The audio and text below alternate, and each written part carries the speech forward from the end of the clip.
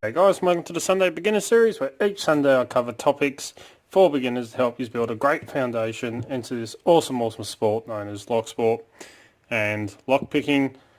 But as you know, I've been taking you through stuff that you can build using wiper inserts, and today is the first part of making yourself a mini set of these.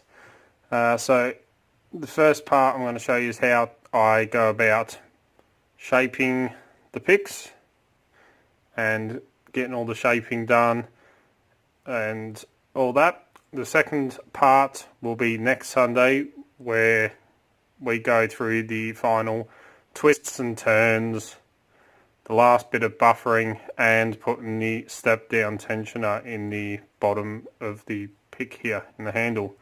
So we'll spin out to the shed, workshop, get this all set up, go through it, and then we will come back in and wrap it up. Okay, so when I make the escape rakes, the mini sets, I always snap off the wiper inserts to pretty much the length that they're going to be right at the end. These are about 3 inches long,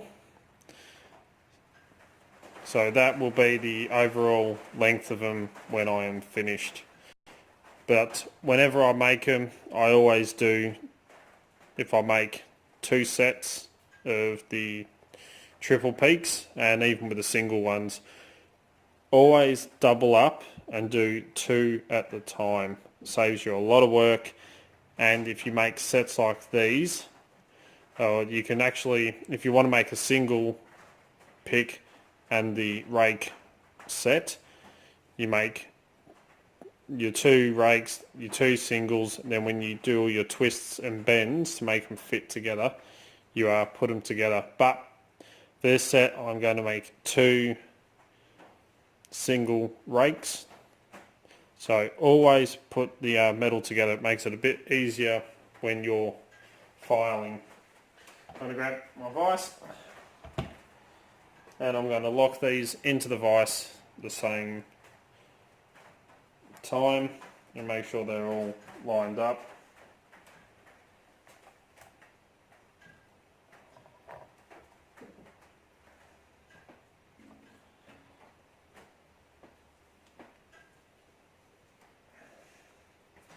Make sure they're not going to go anywhere.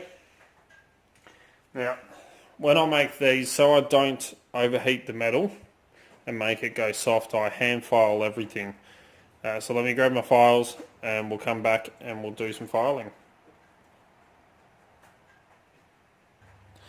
Okay, so the files I actually use when I make mine are my chainsaw files, funny enough. This is a cheap chainsaw filing set that you can get from Bunnings or any hardware store, and there's only 2 files out of this kit that I actually 3 that I use when I make all my picks by hand. A flat file, the largest round file that's in the set, and the smallest. I'm not sure on the sizes of these because there we are. This is 5.6 millimeter or 7/32 of an inch, and a 4 millimeter or 5/32 of an inch. Can't quite make it out on the end of the file just there, but they're the 2 round files I use. And of course, no, not the camera, the handle grip for it. So first thing I want to do is take off this square end.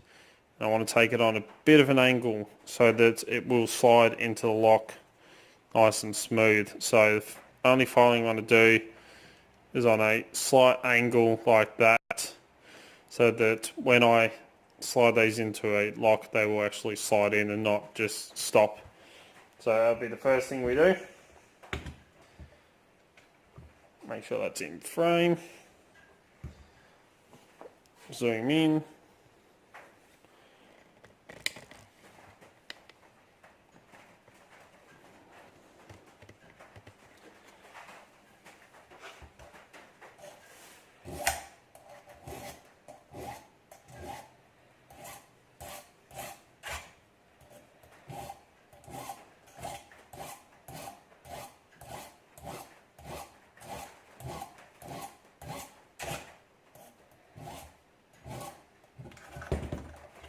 Helps if you actually mount the device onto something.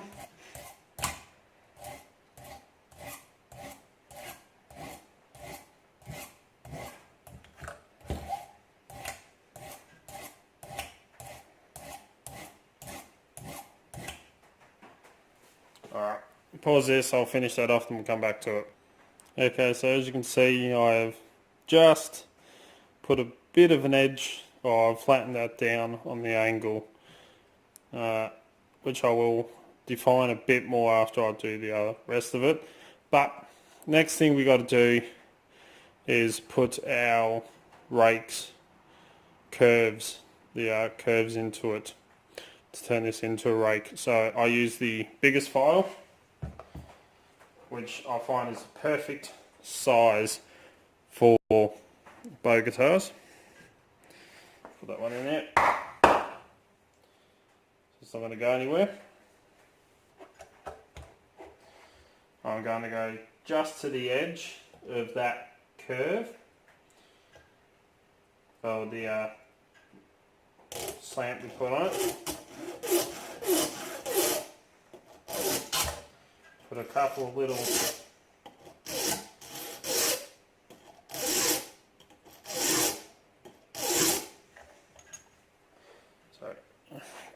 marks in it like that, so that when the file's sitting in there, don't know if that's coming up, come on camera, you can see there's just a little gap, but when you file, if you keep your file nice and straight, by the time you go down to the right depth, there's just a little hump right at the tip there. So we'll file these in, and then we'll go on to the next part.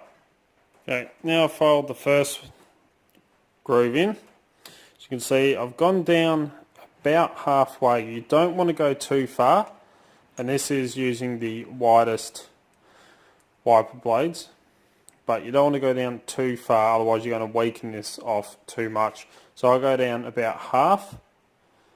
So now I need to mark where the second hump is going to be.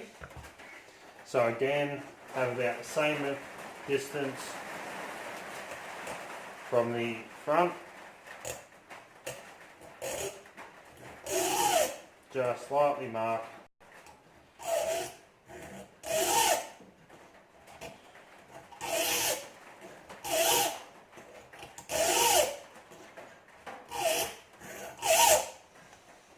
Like that.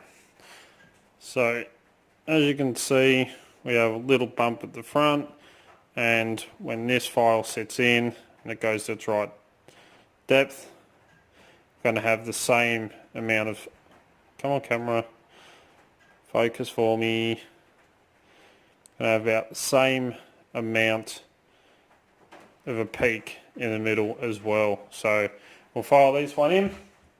Now we do the exact same thing for the third one, and then we will go on to the rest of it. Okay, so I've done all three. Trying to hold these in line. So you can see I've gone down about halfway for all three.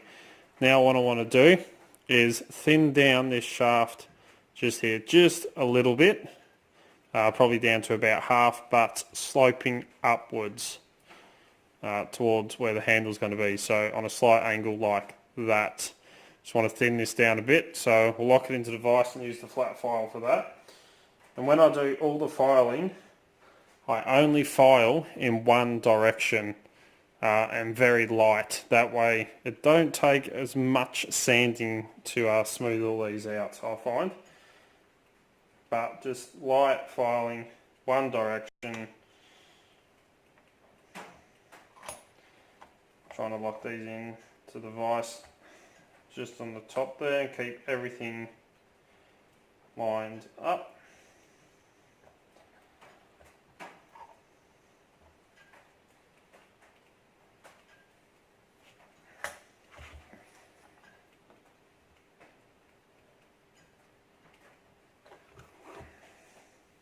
And use the flat file.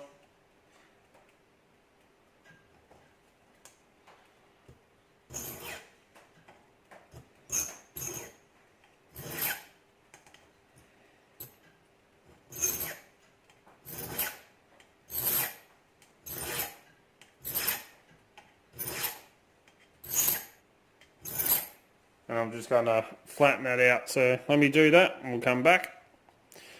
Okay, so as you can see, I've flattened and thinned out the shaft just down. And don't forget, once we sand and round all this off, it'll be a lot smoother.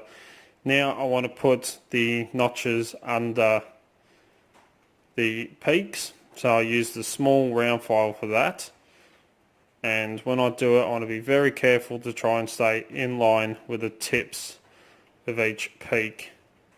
So again, I'm going to line all these up as close to perfect as I can get it, put it in the vise and file those notches in. So we'll get it set up and I'll show you how that goes. Okay, so I've switched over to the small file and I'm going to line up right in the centre of that first peak.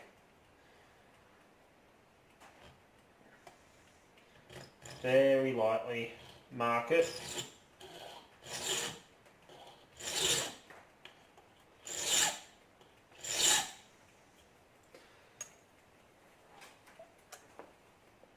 And that's bent a little, twisted a little bit, but I can fix that up. So you can see I've marked just in the centre of that first peak. So now I'm just going to very lightly file, and don't want to go halfway. I just want to go down probably about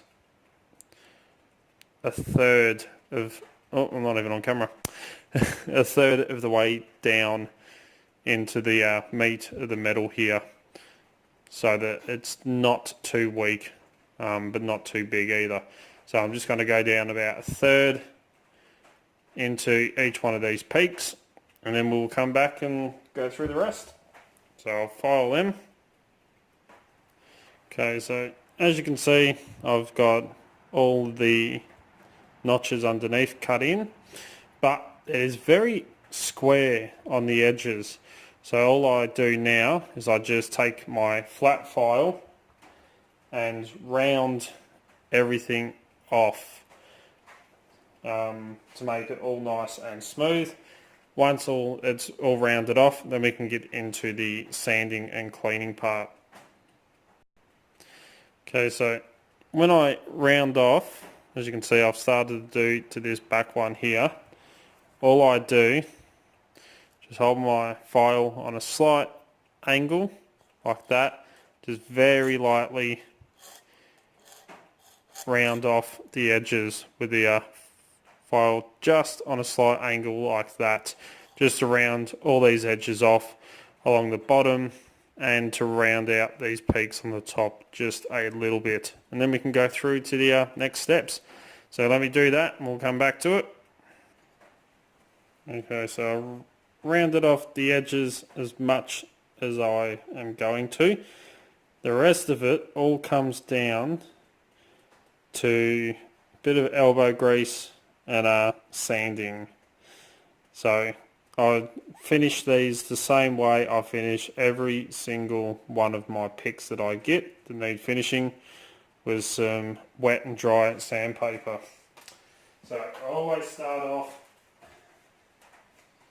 with 600 grit, wet and dry, and then I move on to 1200 grit, and then I'll go up to steel wool, and sometimes bust out the Dremel with a little buffing attachment, but I've shown you how to clean up picks in a previous video, so we'll do that to these.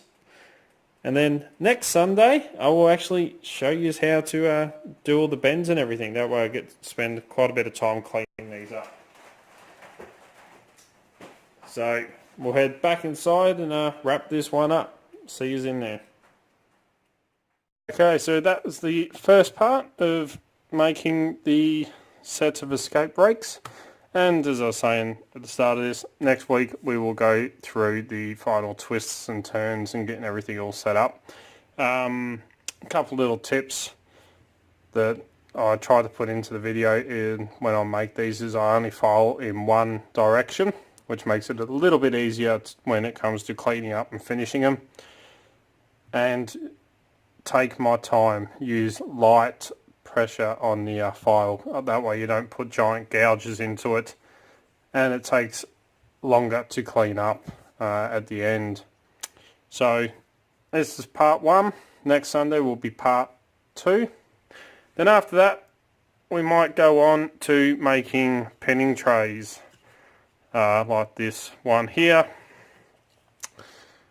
Because I've been busy, I've taken my first attempt, which wasn't the best, and I like the depth of the pin chambers on this one, but I like the layout of this one and come up with this. And I had this one sit in front of the fire to dry, and it had a bubble come up, so I'm not quite happy with that. It's pretty far back, but yeah, enough for a bubble to turn up in it. But yeah, take you through on how to make one of these. So that will be coming. So don't forget to subscribe to Dark Arts Lockpicking. No, I'm joking. So yeah, we'll go through that after. So anyway, as always follow the codes, keep Locksport legal, you know, don't go do anything stupid. Please jump down the bottom here on this side here is that little subscribe button, hit that one and pop over this side to that bell icon and turn notifications on.